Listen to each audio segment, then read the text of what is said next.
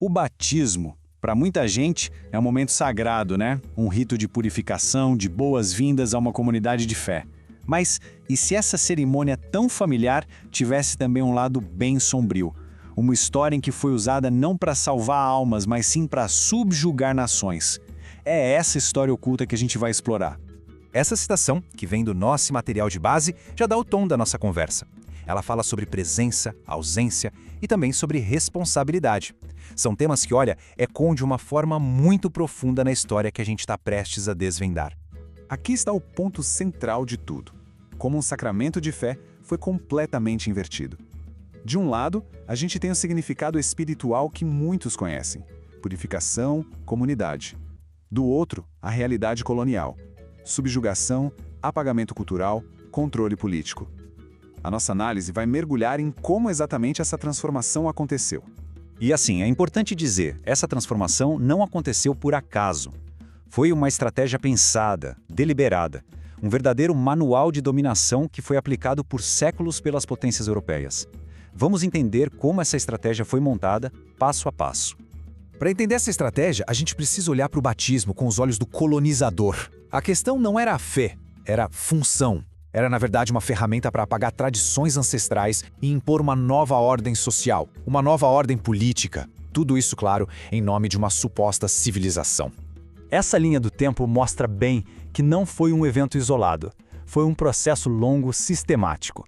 Começou lá com os portugueses, no século XV, depois foi legitimado pela própria Igreja com as bulas papais, que eram como decretos oficiais do Papa, sabe?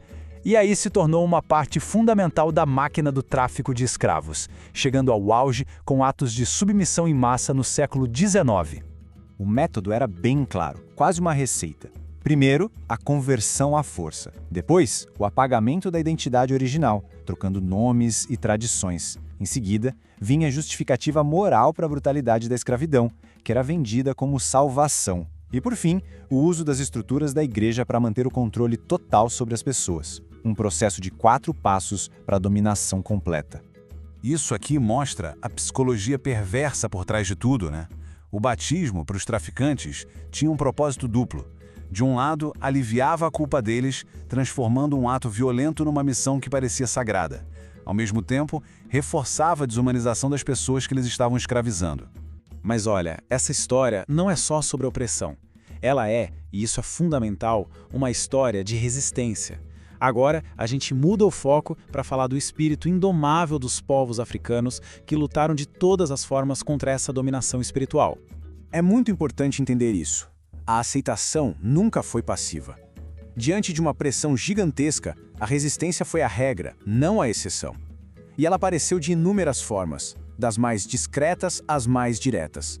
Uma das formas mais criativas e poderosas de resistência foi o sincretismo.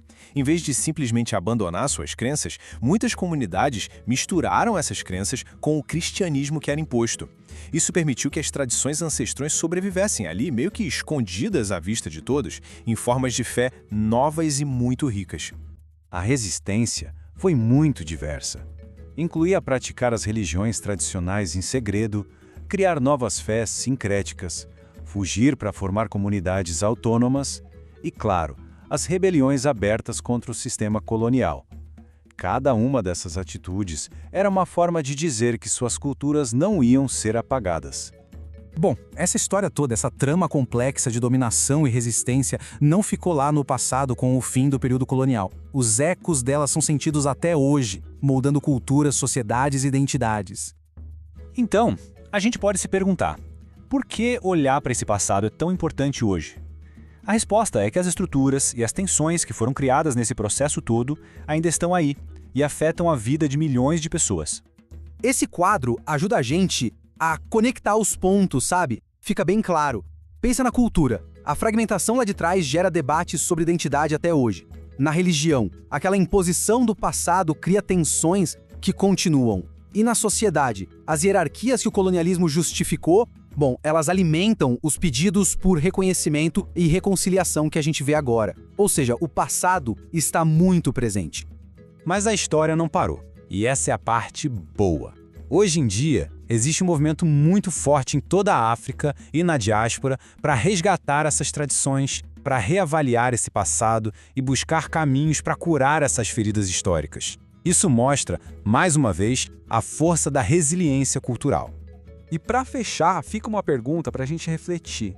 O uso do batismo como ferramenta no período colonial nos força a pensar.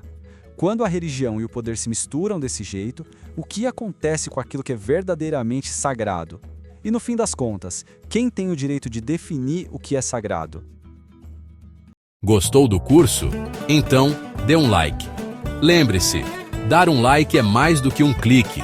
É um gesto nobre e celestial que apoia nosso trabalho. E para continuar aprimorando o seu conhecimento, se inscreva no canal para ter acesso a mais cursos de alta qualidade.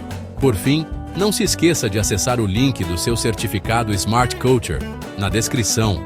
Acessá-lo é o seu passo final para oficializar sua conquista. E claro, até o próximo vídeo!